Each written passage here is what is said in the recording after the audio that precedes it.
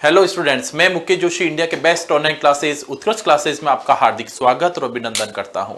तो प्यारे विद्यार्थियों, आज हम बात करने वाले हैं बफर स्टॉक पर। ये शब्द जो आप पढ़ते हो एसएसटी में, सामाजिक विज्ञान में जब चैप्टर पढ़ते हो भारत में खाद्य सुरक्षा, उसके अंदर एक शब्द आता है बफर स्टॉक। ये बफर स्टॉक होता क्या है? स्टॉक करना मतलब कि भंडार करना, इकट्ठा करना कहीं पर। ओके, और बफर का मतलब आप कह सकते हो अंतस्थ और संरक्षित क्षेत्र कह सकते हो, मतलब कि एक तरह से सुरक्षित रूप से भंडारित करना किसी चीज को। अब ये किस चीज को भंडारित करने के लिए कह रहे हैं? तो यहां पर बात हो रही है खाद्यान्न के बारे में, अनाज के बारे में।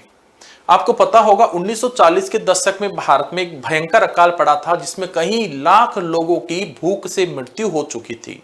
और उसी समय हमने ये देखा था कि वहां पर सार्वजनिक वितरण प्रणाली शुरू की गई थी। हालांकि उसमें अंग्रेज सरकार थी जिसने ये कार्य शुरू किया था, लेकिन आजादी के बाद भी भारत सरकार ने जब भी ऐसी समस्या आई, जब भी ऐसी आपदा आई जैसे कि बाढ़, अकाल या भूकंप, उस समय जब लोगों के खाद्यान्न की कमी हो चुकी थी, लोगों में खाद्यान्न असुरक्षा बढ़ चुकी थी, उसी समय सरकार ने ये निश्चित किया था कि हम भी क्या करेंगे, बफर स्टॉक करेंगे, मतलब कि अनाज का भंडार करके रखेंगे, थोड़ा भंडारित करके रखेंगे, स्टॉक करके रखेंगे, जो आपदा के समय काम आएगा। तो आज उसी के बारे में चर्चा करने वाले हैं। बफर स्टॉक होता क्या है? तो जैसे आप देख पा रहे हो, इतने बड़े क्षेत्र में एक आपको गोडाउन बना दिखा दे रहा है, गोदाम बना दिखा दे रहा है। इसके अंदर है क्या? सरकार इसके अंदर क्या रखती है? तो सरकार इसके अंदर अनाज रखती है। जैसे कि देख पा रहे हो, गेहूं है, चावल है, इस प्रकार से जो अनाज सरकार के द्वारा गरीबों को वितरित किए जाते हैं, उन अनाज को सरकार स्टॉक करके रखती है। तो सरकार इतना सारा अनाज लाती कहां से है?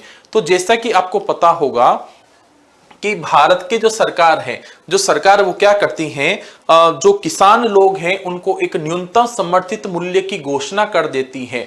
मतलब कि सरकार जो है पहले से घोषणा कर देती है कि जो किसान वर्ग जो भी अनाज उत्पादन करेगा, जो गेहूं है, जो चावल है, वो एक न्यूनतम मूल्य पर सरकार द्वारा खरीद लिया जाएगा। एक समर्थित मूल्य जो है सरकार द्वारा घोषित कर दिया जाता है कि इस मूल्य पर आपसे अनाज सरकार खरीद लेगी। इससे जो ग्रामीण वर्ग के जो किसान वर्ग जो है, किसान लोग हैं, उनको एक निश्चित रूप से, एक सुरक्षित रूप से उनको पता चल जाता है कि भाई हमारे द्वारा जो भी अनाज उत्पादित किया जाएगा उसको सरकार खरीद लेगी। वो बिल्कुल अपने आप आश्वस्त हो जाते हैं और वो अधिक से अधिक अनाज का उत्पादन करना शुरू कर देते हैं। और जब उनके पास अधिक अनाज का उत्पादन हो जाता है, जितना उनको आवश्यकता होती है उतना वो अपने पास रख लेते हैं, लेकिन अतिरिक्त जो अधिशेष अनाज जो होता है वो सरकार उनसे खरीद लेती है। और सरकार उस अनाज को खरीदकर क्या करती है, ऐसे स्टॉक करके रखती है, जो गरीबों में निःशुल्क या कम से कम कीमत में उनको उपलब्ध करवा दिया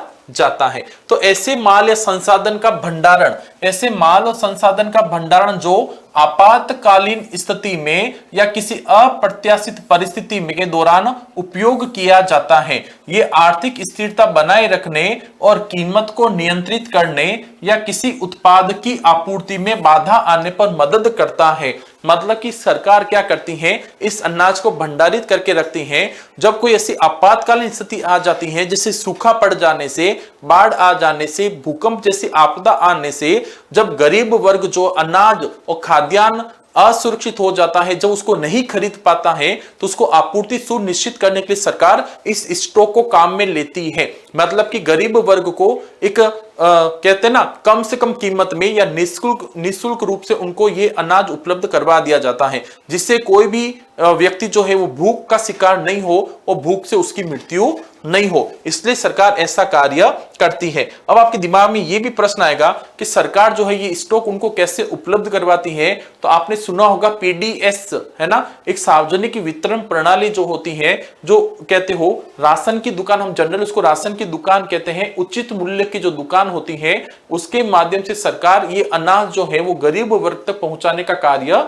करते हैं। जो गरीबी रेखा से नीचे जीवन यापन करते हैं उनको ही पहुंचाने का प्रयास किया जाता है। उदाहरण के लिए खाद्य सामग्री का बफर स्टॉक रखने से सुनिश्चित होता है कि किसी प्राकृतिक आपदा या आपूर्ति श्रृंखला में बाधा आने पर भी लोगों को आवश्यक वस्तुएं मिल सके। सरकारें अक्सर इस तरह के स्टॉक को बनाए रखने की नीति भी अपनाती है और सार्वजनिक वितरण प्रणाली के माध्यम से ये अनाज, ये खाद्यान्न गरीब वर्ग को उपलब्ध करवाया जाता है। क्लियर है। चलो ऐसी और जानकारी आपको अगर प्राप्त करनी है तो आज ही मतलब कि आज 24 अक्टूबर से ही आप ये जो है ऑफर जो आया हुआ है, भयंकर ऑफर कह सकते हो, बड़ा ही दिवाली धमाका आ चुका है। उत्कृष्ट दिवाली डबल धमाका लेकर आया है, मतलब कि 24 अक्टूबर से लेकर 3 नवंबर तक ना, 24 अक्टूबर से 3 नवंबर तक का ये ऑफर मतलब चल रहा है, जिसमें आपको जो 6 to 10 के जो विद्यार्थी हैं उनको 90% तक मतलब कि अप टू 90% तक आपको डिस्काउंट दिया जाएगा।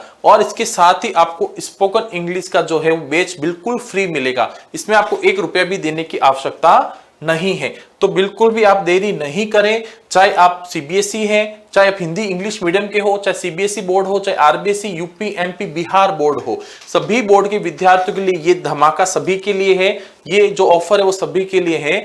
और इसमें आपको क्लास 6 to 10 के जो 8 तक विद्यार्थी, जो कक्षा 6 से लेकर 8 तक के विद्यार्थी हैं जिनका कोर्स 10,000 रुपए था, उनको केवल मिलने वाला है 1,500 रुपए में।